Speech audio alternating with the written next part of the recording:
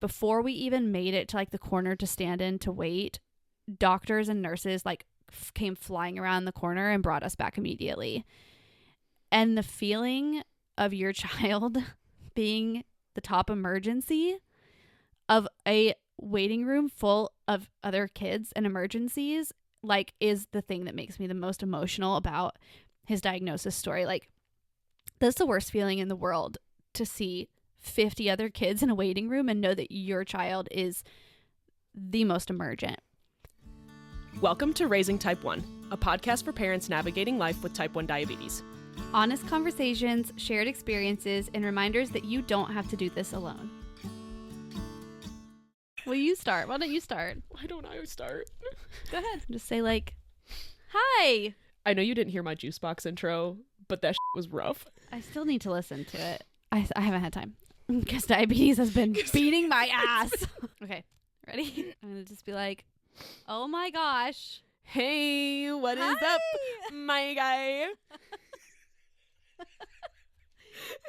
So we're starting off really strong. That's how we're going to introduce ourselves on every episode. We're going to get a lot of listeners from that. I feel it. No, yeah. We just drew in like at least 100 listeners just from that. Oh my God. Okay. Hi. Welcome to Raising Type 1. Raising Type 1. This feels like a fever dream that we are actually doing this podcast because we've been talking about it for a while, but also just like doing the damn thing is so cool and crazy, I feel like. I know. I actually looked it up on my phone last night because I was curious when this whole idea came to be, and it was actually July 30th. Oh my gosh. In a text at like 11:30 at night that I sent to Aubrey, and Raising Type 1 was born. And it's been a work in progress ever since. Yeah. And we also obviously have been working on our nonprofit at the same time, Special Spaniels for Kids. And so we have just been busy gals. Busy. The last half of the year, but so amazing. So I guess we should introduce ourselves for the people that may or may not know us from social media, which is kind of where all of this started. Janelle and I actually did not meet on social media, but we'll get to that in a second. So I am Aubrey. I have a 5-year-old named Wells, who is a type 1 diabetic. He's been diagnosed for 2 years and 2 months. And I also have 3 other kids. He's my youngest of 4. And I have been married for almost 13 years to my husband named Wes. And we live just a little bit outside of Raleigh, North Carolina. I'm Janelle. I am 29 years old, and I have a 7-year-old son named Paxton, who is my type 1 diabetic child. He was diagnosed when he was 3, so we've been at this whole T1D lifestyle for about 3.5 years now. I also have another 4-year-old daughter. And Janelle is also married, too. I guess if you want to throw that in there. There is a man that lives in my house. He's been living in my house for 9 years now. Yeah, it's fine. Like that. So it's crazy because Janelle and I feel like most other type 1 parents that I have met, it's been through social media, which is really cool. And social media is such an amazing thing. But Janelle and I met really organically. I actually took Wells to his preschool orientation for his very first year. And we walked into like the meet the teacher thing. And all the kids were kind of playing in the classroom, and all of a sudden I heard an Omnipod beeping, and I knew it wasn't my son, Wells's. I knew it wasn't his because his number was fine and like it wasn't beeping. And so I'm like looking around the classroom because I obviously know the sound of the beep of an Omnipod. And I look and there's another little boy playing in the class with an Omnipod on. And so as soon as I see that, I'm like, I have got to figure out who this kid's parents are because he's obviously a type 1 diabetic. Like, what a small world. This is a very small preschool. Like, this is a small church preschool. There are not a lot of kids there. There are not a lot of classes there. So, like, this is crazy that this is even happening. There was probably less than, like, 10 kids in the class. I think they had 10. Yeah. Yeah. So then I realize that it's the couple standing beside me. It's their child. And I'm pretty sure I said something first, like, oh my gosh, is your son a type 1 diabetic? Like, this is my son, and he's a type 1 diabetic. And it turned out that Paxton was not in Wells's class that year because there's an age gap between them, like 2 years. 2 years. Yeah. But Ember, his younger sister, was going to be in Wells's class that year, and it was just a total coincidence that we crossed paths. And Paxton had been in Wells's class years before, so she already had experience with a type 1 diabetic, and I knew that she had experience with a previous type 1 diabetic, but I did not know that I would have the opportunity to meet them or talk to them or obviously grow this crazy amazing friendship with the whole family. So that is how we met, which is so cool. I know, it was so crazy. I remember walking into the school, and for reference, Paxton was actually that specific teacher's and that specific school's first ever interaction with a type 1 diabetic child. I remember we had applied for that school, they accepted him, and then over that summer was when he was actually diagnosed before he was supposed to start, and I had full intention of pulling him out because the rules in North Carolina with private schools and church schools, they don't have to, what's the word? Like, it's a liability, basically. It is a liability. They're not legally obligated to accommodate a child with medical needs. Yes. So I kind of sent out an email and I was like, hey, you know, this happened. Is there any way that we can, like, you know, get our money back, essentially? Because we had to put money down for the application, and the director reached out and she was amazing. We are so grateful. They were so willing to learn and adapt and make sure that he was able to have like a normal preschool experience. Yeah. It was crazy. Anyways, back to that. He was the first type 1 diabetic in the school with that specific teacher. And I remember walking in the school and walking into that teacher's classroom, and I saw a sign outside the door that said there was a type 1 diabetic in the class. Yeah, it was like a big laminated poster that they kept on the entrance door of the classroom, which I thought was so amazing that they did that. Like, it just made me feel like he was in the right place the second I saw that they had that on the door. Agreed. So I saw the sign and I walk in and I immediately joke with his teacher and Ember's teacher. I was like, hey, you know, I think you left this up from last year, because she had also had a type 1 diabetic the year before that. And I was like, I think you accidentally left that up. And she's like, no, they gave me another one. And I'm like, there is no way. There is no way. Yeah. Wells, I had tried to get him in several preschools, and actually where this preschool is located was like 30 minutes from where we live. But I had tried literally all the preschools local to us, and we live in North Carolina. So like, I know different states, it varies, and there are public preschools in some areas, but that isn't really a thing here. Like, you cannot just put your child in a public preschool here. It's private preschools, usually in churches, is like the most common thing. And it's usually like half day preschools, but the people that like, there's not a nurse that works there. There's not any like legal obligation for them to accept everybody or anybody that walks through the door. So I had tried, Wells was begging me to go to preschool because he's the youngest of 4. So all of his 3 older siblings are going to school. They're going to public school, and he wanted to go to school too. And I tried to get him into so many preschools, and every single one declined him because of his type 1 diabetes. Basically told me that he was a liability. In fact, I'll never forget that one of the most highly recommended preschools in our area, I called and spoke to the director, and I said, I don't even need you to dose his insulin. Like, if you can just have him there, and if in an emergency situation you can be trained to know what to do, I will come dose his insulin every day for lunch or snack or whatever. Like, I am willing to do that. And she told me, the only thing I can do for you is that if he is unconscious on the floor, I can call 911. Like, that was all they were willing to offer. And so I really honestly thought that I just like preschool wasn't going to be an option for him because I was being declined by everybody. And I posted on a Facebook group for moms in our area, and a couple moms recommended this preschool to us, and they were so amazing and took such great care of Wells. But crazy experience, you know, preschools telling you like your child is a liability and we can't and won't accommodate them here. That's wild. I'm pretty sure I was one of those moms that commented on your Facebook post. I think you were. And there was one other mom that I assume was probably the other mom that was between Paxton and Wells. Yes. And I think I talked to you both, maybe on Messenger. Which is wild because like we connected before we even knew each other, and then it kind of just fell off because you know what I mean? You comment on a Facebook post, you give the information that needs to be given. And it was a quick conversation of like, hey, did you have a good experience with this school? Yes. Okay, thanks for your recommendation. Like, I appreciate it. Okay, bye. Yeah. Bye. Bye. But it's just like, it's so crazy to think that like we connected, like went our separate ways, and then by the grace of whatever, we ended up in each other's lives, and like I couldn't imagine it any other way. No, me either. And it was really cool, like I said, to meet in such like an authentic way, because not that social media friendships aren't authentic, like they definitely are, but it's just really, it's been so cool. And we live 10 minutes away from each other, and it has been such a special connection, not just for us, but for Wells and Paxton too. I think it's so amazing for them to get to like grow up physically knowing and being around somebody else that deals with all the same hardships that they do. And obviously same rings true for us, like to be able to have somebody to physically like, hey, I'm coming to your house because I am having a horrible, you know, weekend with diabetes and I just like need a break. I'm gonna come over and eat pizza at your house and, you know, and just get a break or whatever the situation may be. Like it has been so amazing, I think, for just everybody involved. Even our husbands are, I agree, they're like best besties now.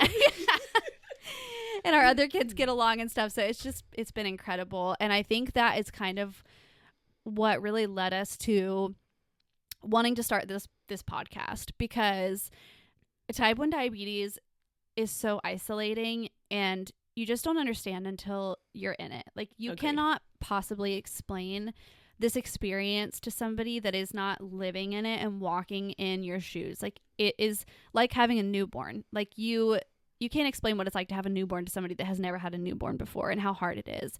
And the same is true for this.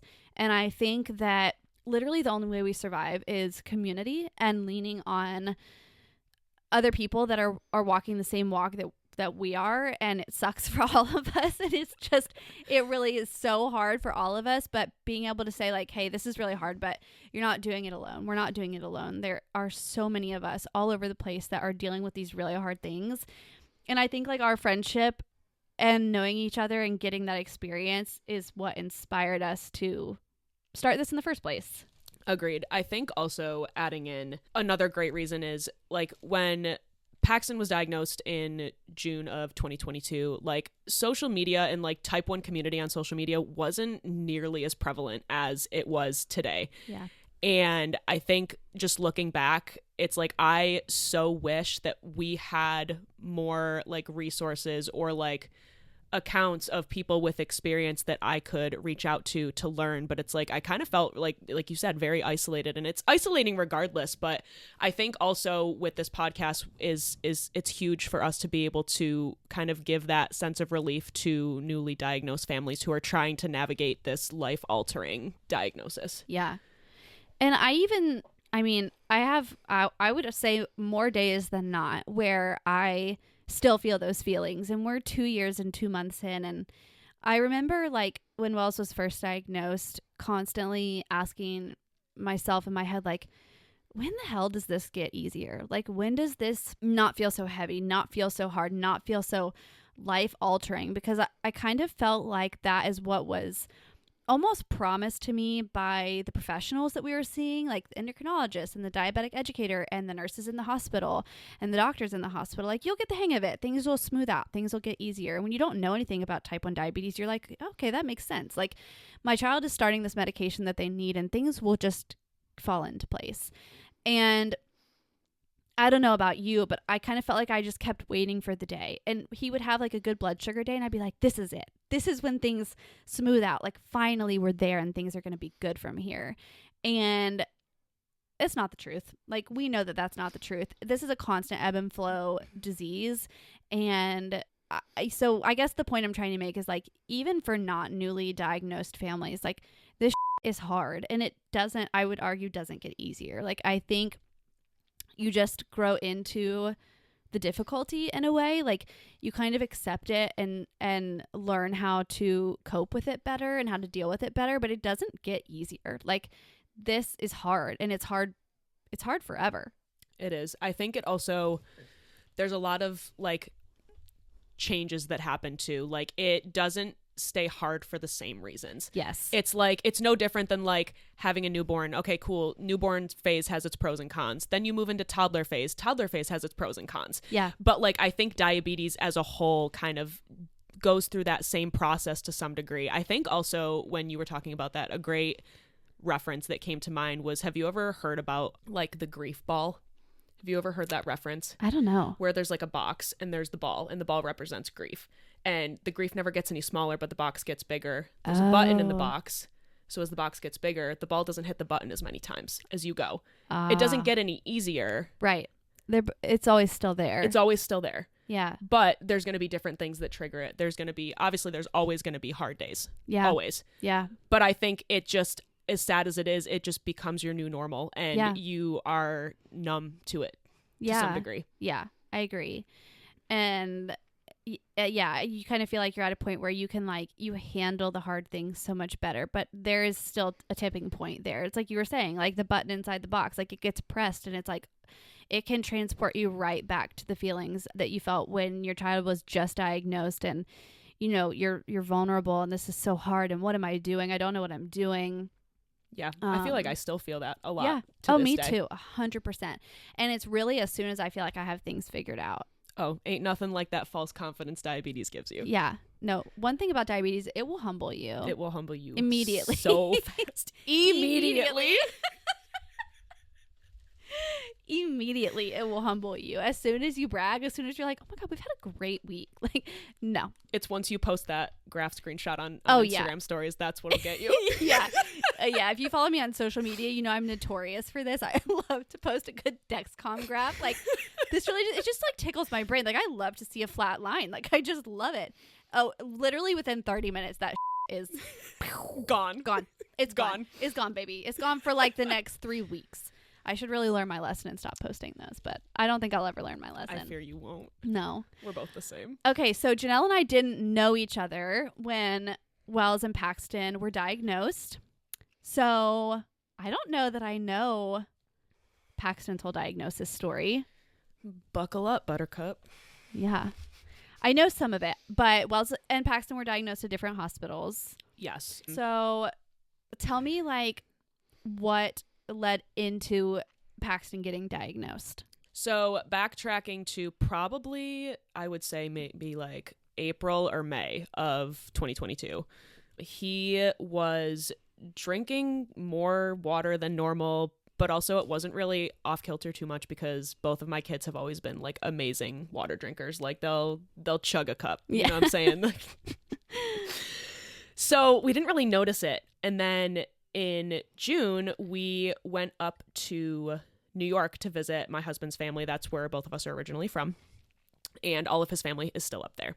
So we went up there for about 2 weeks on our annual vacation that we always go on. And obviously, you know how it gets when they're around grandparents. Mm-hmm. They get spoiled. Oh, yeah. He was sharing milkshakes with his grandpa, and we just had cookies and all of this other stuff. And that's when it really started to amp up. He obviously was not potty trained at this point. He was a late potty trainer. He was kind of day trained at that point, but definitely not night trained. He still wore pull-ups for naps and bed. So I think towards the end of that trip, I started to notice that during nap time, he would pee through an overnight pull-up like an hour into his nap. So I was like, well, I feel like that's kind of a red flag. So I remember we were at my husband's grandmother's house, and I was having a discussion with my mother-in-law about this, and she was kind of reassuring me like, hey, no, I bet it's not this, huge deal. Like, we have bladder issues that run in the family, like small bladder, that type of thing. Yeah. So I was like, okay, cool. Like, I'm not going to let myself, spiral. But I did, however, consult Dr. Google, as we all do. And that's when I read that it could possibly be a sign of type 1 diabetes. And as soon as I read that, I just kind of had this like gut feeling. Yeah. And I was like, I know that my mother-in-law said this, but it just, I don't know, something about it. It just didn't feel like that was it. That intuition was like, mm-mm. Yep. So on June 15th, I believe it was, that was the day that we drove back. It was about a 14-hour drive, I believe, to North Carolina. And as we were driving back, we called Pax's pediatrician and asked for him to be seen the next day. So we got home from that trip, I think, at 9 p.m. on the 15th. And by 7 a.m., I was in the pediatrician's office with Paxton. On the way there, I had kind of just brought I had thrown some animal crackers in a snack cup for him since we weren't going to have time to eat like a nice, little breakfast before we went. I was like, we'll eat when we get home. Yeah. Rookie mistake. Silly me. Mm-hmm. So we get to the pediatrician's office. They're like, we go over the symptoms and they're like, all right, cool. We're going to check his blood sugar. So they poke his finger and it comes back at like 170 something after he had only eaten probably like 3 or 4 of those animal crackers in the car. So as soon as I saw that, I'm like, oh, all right. And then not off to a great start. We're not starting out solid here. So then they saw that. They're like, all right, let's get a urine sample so we can check for ketones. And I was like, all right. And I don't know if any of y'all have ever had to bribe a 3-year-old who isn't really potty trained into peeing into a cup. It took so freaking long. It took me like 30 minutes to get him to pee into that cup. But we got it. So they send the urine sample back, and then a few minutes later, his pediatrician comes back into the room, and he's like, he's got large ketones. Like, I'm pretty sure this is type 1 diabetes. But they were also confused because they checked his blood sugar again after they got the urine sample back, and his blood sugars actually had gone down, which wasn't really on brand for a type 1 diabetes diagnosis. So his pediatrician went into the back and called the on-call endocrinologist at our local Pete's hospital. And she was just as confused. So basically, his pediatrician came back in and said, you know, you're going to go to the children's hospital. Don't go home. Don't pass go. Don't collect $200. Just head right there. Yeah.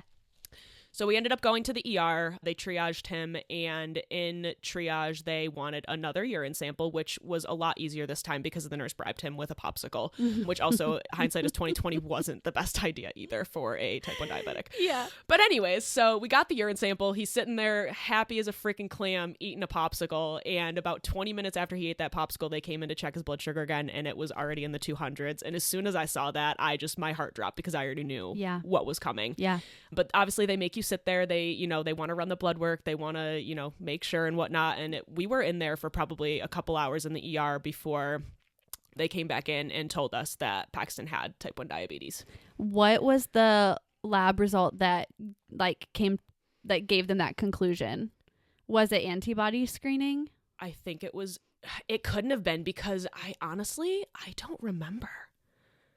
Because I remember them coming in and saying he's a diabetic. Yeah. But then they said that, we're not going to know if it's type 1 until the antibody screening. And they didn't say antibodies, but until the other blood tests come back. Uh-huh. But it's like, also, like, no offense, my 3-year-old who I don't think at that point had even, and this is stereotyping to the nth degree, but he was never a juice drinker. He had never, he was not on a, stereotypical freaking, this will give you diabetes diet. Like, your kid ate too much sugar, that's why they have diabetes. Like, my kid, and also type 2 diabetes and a 3-year-old just isn't a thing. Exactly. It's just not a thing. I'm sorry, but it's not. Or if it is, it's such a rare occurrence. Like, it's some weird fluke. But yeah, so I mean, it was pretty much type 1, and they just have to have the results to back it up. But honestly, I don't know. I'd have to go back and look. So were you guys admitted to the hospital after that? Yes. So after that, we sat in the ER probably until like 5 p.m. that night, until they finally had a room up on the children's floor. We were admitted, and pretty much all throughout Paxton's stay, every time they would come in to poke his finger before meals, his blood sugar would be in the 500s. Yeah. And it's just like, it's wild, because the nurses would come in and poke him, and they would be in disbelief that he was just chilling. Yeah. Like living his best life to some degree. Yeah, not in DKA. He was not in DKA, and luckily we were only in the hospital for about 24 hours. They came in that first night and said, the faster you learn, the faster we'll get you out of here. And I said, give me the damn shot. Like, say less. Pass me the needle now. Like, I will do whatever I need to do. Also, Paxton wasn't a kid that did well, like, sleeping outside his bed. Like, he was, like, my kids are very much homebodies. Yeah, that's hard. So I knew that I wanted to get him home at least to be comfortable. Like, the fact that his whole world changed that day, like, I'm trying to do what I can to lessen this blow as much as possible. Yeah. And it's not going to be him sitting in a hospital bed for 4 days. No, nobody likes that.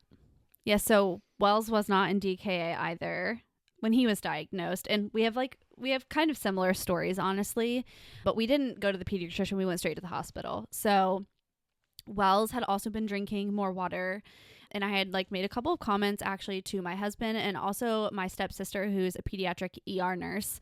Like, this kid is obsessed with water. And we kind of all came to the conclusion together that he was just fixated. I mean, had just turned 3. 3-year-olds do weird things. Very weird things. Water is not the weirdest thing that a 3-year-old could be obsessed with, okay, he's just fixated on filling up his cup and drinking it. He just thinks it's cool.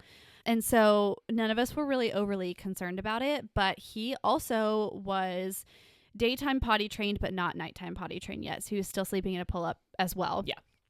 And 3 mornings leading up to his diagnosis day, I would get him up in the morning, and the little like absorption beads inside of diapers and pull-ups would have like exploded. Like his pull-up was so full that it was like all over his body, and I was having to bathe him, and I'm like, this is crazy. It's because of all the water he's drinking, and he's obviously fixated on the water. So like, what's the logical thing to do here? Well, I'm going to pull back on the water that he's drinking before bedtime so that we can stop these pull-ups exploding in the middle of the night. Yeah. And so on my daughter's 10th birthday, God bless her, I decided like that night that we were going to cut off his water intake at like, I don't know, between 6 and 7, and they were going to bed at like 7:30 or 8, something like that. And I, told him, okay, we're all done with water for the night. Like, I don't want you to pee out of your pull-up tonight. And I watched him. I was sitting on the couch and I was watching him because I just was curious what he was going to do after I said this. And he, at 3 years old, just freshly 3, searched our entire house to try to find a water cup. And I have 4 kids. So like there's always water bottles and cups like on our counters and table and whatever. And he literally searched our whole house, ended up finding a water bottle on top of our countertop, which was like way higher than his head, but he reached up and grabbed it and chugged the whole thing. Like he couldn't stop himself. And I don't know why in my head I was like, he's diabetic. And I had already made a couple comments to like I said, my husband and my stepsister, who's an ER nurse, pediatric ER nurse, that I was worried that he was a type 1 diabetic. But for some reason, I just knew like these are the symptoms of type 1 diabetes. I'm a hypochondriac. I just know these things. I know all the things. I know all the things. Anything that there is to be worried about, I know about it. I know the symptoms. Who needs Dr. Google when you have an Aubrey? Exactly. So I'm like, this is crazy. I'm going to test his blood sugar. I just happen to have a glucometer at home. And I'm like, why not? Like, let me just check his blood sugar. I'm sure he's fine. I'm sure I'm being crazy, but I just don't feel like I can go to sleep tonight without checking his blood sugar. So I did. I checked his blood sugar and it was almost 600. I think it was 558. We had just had dinner. And my husband was like, okay, I'm Googling it, but it says if there's like anything on the hands that it can affect the reading. And I didn't have alcohol wipes or anything at the time. Like, I think I did just poke his finger. I didn't know. I didn't know what I was doing. And so I'm like, okay, like, all right, maybe there was residue from dinner and this is just, he's fine. So we poked his finger again and it was higher the second time. And so I knew right then, like before we even got to the hospital, that he was a type 1 diabetic. And we packed bags. I packed overnight bags. I knew we were going to be at the hospital at least for a couple days. And he and I went. My husband stayed behind with our other kids because they were freaking out, like worried that something was wrong with Wells, and because I was panicking. And Wells and I drove to our local children's hospital, and literally, I will never forget walking in the ER, the waiting room. This was in November. This was in the peak of flu season. The waiting room was so filled with people that families were sitting on the floor because there was no like actual seating available for people to sit in. So I texted my husband when we walked in and I'm like, we're going to be here just waiting in the waiting room for like 6 hours. This is absurd. And we went to check in at the front desk and I told the lady what was going on and his symptoms. And she was like, his blood sugar is almost 600 because he was fine. Yeah. Like he was totally fine. He was totally lively, totally happy, totally a normal 3-year-old, like no symptoms at all. And I'm like, yes, like I checked it twice at home. And before we even made it to like the corner to stand in to wait, doctors and nurses like came flying around the corner and brought us back immediately. And the feeling of your child being the top emergency of a waiting room full of other kids and emergencies, like, is the thing that makes me the most emotional about his diagnosis story. Like, that's the worst feeling in the world, to see 50 other kids in a waiting room and know that your child is the most emergent. But they got us back. They did a blood sugar check there. It was still in the 500s. They brought us immediately back to triage. Within like 30 minutes, he had 2 IVs in his arms. They had done all the blood work. Things were rolling back in. He had large ketones. His blood sugar was high. And they were telling me that he didn't present like a normal type 1 diabetic. Like, they were saying that they were concerned that he could have a tumor in his kidneys or something causing the urination. And I was like, but would that explain the blood sugar? Like, that doesn't really make any sense. And they were like, no, that wouldn't explain the blood sugar. And I'm like, okay, well then he's probably type 1 diabetic. Like that makes the most sense, Let's right? get on with this. Give me some insulin. Right. Like, but because he wasn't in DKA, they were confused. Like Yeah, they didn't understand why he could possibly have a blood sugar of almost 600 and not be in DKA. But I think these little kids are just so resilient. Like I've talked to a lot of people that their children were diagnosed really young and they weren't in DKA. I know there's some that are, but I think there's a good handful of people that of kids that also weren't. Yeah. So they were confused, but they got his antibody testing back really quickly and he was positive for one of the 4 type 1 diabetes antibodies, and that was enough for them to say like, yes, this is type 1. I mean, yeah. How long were y'all in the hospital for? So we stayed in the ER all night that night. They didn't have a room for us on the floor. So I literally slept in like the hospital, like, what are they called? Like gurney beds with Wells that night. And they came in the middle of the night, like when I was asleep, cuddled up with him and gave him his Lantus for the first time. And I was like, what are you giving him? I didn't know. And they were like, oh, we're giving him long lasting insulin. I'm like, I don't know what you're talking about, but okay. Sounds great. Can I go back to sleep now? Yeah. And then the next morning at like 10 o'clock, we got moved up to the floor and my husband came then and joined us. And we were there for 2 days. So like, the morning we got moved up, we were there that whole day, and then we were discharged the next day. Okay. So same as us, they basically said like, however quickly you learn, like the faster you can leave. And I started doing his shots right away because same as you, I was like, I'm trying to get the hell out of here. I ain't trying to stay here for longer than I have to. No, he didn't want to be there. I didn't want to be there. Like, we needed to go home. But then I freaked out when they did send us home because I was like, how am I going to keep this child alive? Oh, I remember. I will never forget this story. We were on the way home from the hospital and it was like it was terrible weather. It was like monsooning outside, and both me and my husband were sleep deprived. We're, driving home from the hospital. We stopped to get gas about 15 minutes away from the house. And keep in mind, like, I know it definitely wasn't common back when Paxton was diagnosed. I know it's a little bit more common now, but we did not leave the hospital with a Dexcom. Yeah, we didn't either. We were kind of going in blind. And we stopped for gas, and I turn around to try to wake Paxton up because he had fallen asleep in the car. I mean, like, valid, because you've just gone through this whole huge thing. And I know that he did not sleep in the hospital. He did not sleep in the hospital. So, at first I'm like, oh, okay, like he's just tired or whatever. It took me 2 minutes to wake him up. And I went through like this whole panic attack thinking that that he was like not alive. Yeah. Or that I was going to have to break out the emergency glucagon that they had sent us home with. And I'm like, am I really already going to have to use this 30 minutes after being discharged from the hospital? It was so freaking terrifying. Yeah, we didn't have a Dexcom either. And they told us when they discharged us from the hospital, like, just check his blood sugar once in the middle of the night. Like, check it at like midnight. They told us that too, at 2 a.m. Just check it before meals. Maybe they said 2 a.m. And at 2 a.m. And I'm looking back, like, granted, we were lucky. We got a Dexcom less than a week after diagnosis. We did too. At our first follow-up. But I'm just thinking, like, as inaccurate as Dexcom is, it truly saves lives. Like, I think back to those 4 or 5 nights that I was waking up, and I was waking up more than one time a night to check his blood sugar. I put Wells in the bed with us. I was like, I'm not taking my eyes off of this child. Like, no, I don't blame you. Because the only thing in my head was, if he's in his room having a seizure from a low blood sugar, I have no way of knowing. No way. But it's just like, I think back and I'm like, it's just wild that, and I know that's how people used to do it before CGMs were a thing. Yeah. But it's crazy because I think about how many lows we probably missed, how many, highs we probably missed that we couldn't correct for. And granted, we were MDI, but yeah, it is crazy. Our children's hospital now apparently has a pilot program going where patients are able to leave the hospital with a Dexcom. And I think that's amazing. Like, I asked for a Dexcom before we left, and they pretty much said, like, we can't do that. Like, we can't prescribe that. We're not able to. I don't know what the reason or legality was behind that, but apparently there is a lady at our local children's hospital now that used to be a nurse, and then she became a diabetic educator.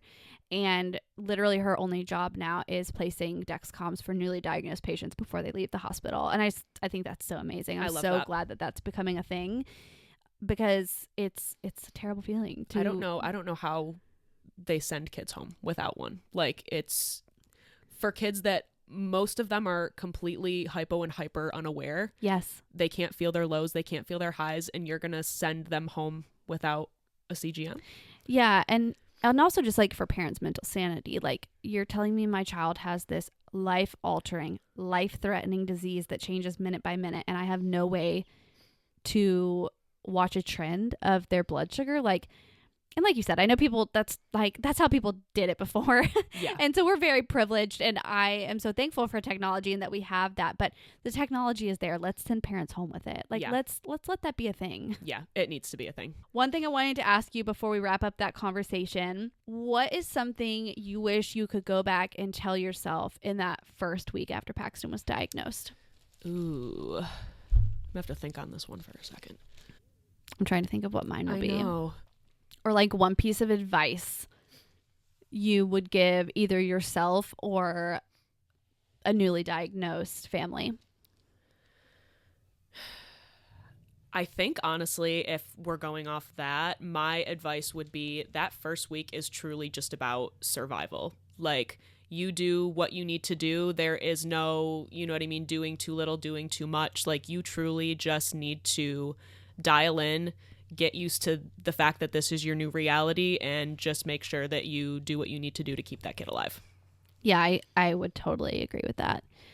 I think mine would probably be to find comfort and utilize the community that exists out there. Facebook groups, social media, TikTok, Instagram. Because for me, I found one of the most like isolating parts initially being that all of a sudden nobody in my life knew what I was going through. Yeah. And couldn't relate and couldn't understand. And I would explain something and say, oh my gosh, I'm dealing with this crazy low blood sugar from Wells. You know, I would say that to my friends or to my mom, who are all amazingly supportive people in my life. But they would be like, I don't know what that means. Like, so what do you have to do? And it just felt so isolating to come to the stark realization that, like, oh my God, these people that I used to really lean on have no clue what I'm going through, and they don't even know what to say. And so I think my advice would be to really lean on the community that exists, the community that has been walking this for longer than you have. You're not alone. Your feelings are valid, and So you're valid. You're not the first one feeling them. And there is a whole community of amazing humans, both other type 1 parents and type 1 diabetics themselves, that are literally available 24/7 on social media to answer questions, be there for support, to bounce ideas off of, and to really truly utilize that without feeling bad or feeling like you're bothering anybody, but really to just like pour yourself into that community that exists, because it's an amazing community filled with like truly amazing humans. It is. The type 1 community is like none other, honestly. Yeah, I agree. I've met so many amazing friends through this community that like you and other people that I can't imagine living my life without. Agreed. So, well, we want to take a second to say thank you all for listening, and we're so excited about our first episode and for all the future episodes. Like, this is such a dream. We decided when we were creating this podcast that we also wanted to create a Facebook community for listeners and parents of type 1 diabetics. It's called Real Talk Raising Type 1. So if you would like to join that group and become a part of the community there, where you will be able to also converse with not just us, but other type 1 parents and really connect on a deeper level to the community that's also listening to the podcast, we would love to have you there. We would also love to hear your child's diagnosis story as well. It's always really, honestly, kind of fascinating to hear everybody's different stories and journeys. Yes. And we would love to hear your experience. Make sure you guys tune in to our next episode, where we're going to be talking about what we wish we knew back on Diagnosis Day and kind of all the things that we've learned between diagnosis and now. Yeah, a deeper dive into kind of what we were talking about things that we wish we knew then and things that we wish we had known along the way in the last couple of years since our kids were diagnosed. Thank you so much for listening to our very first episode of Raising Type 1. We hope sharing our stories helps you feel less alone on this journey too. Make sure to join us next time as we dive into the day-to-day realities of parenting a child with type 1 diabetes.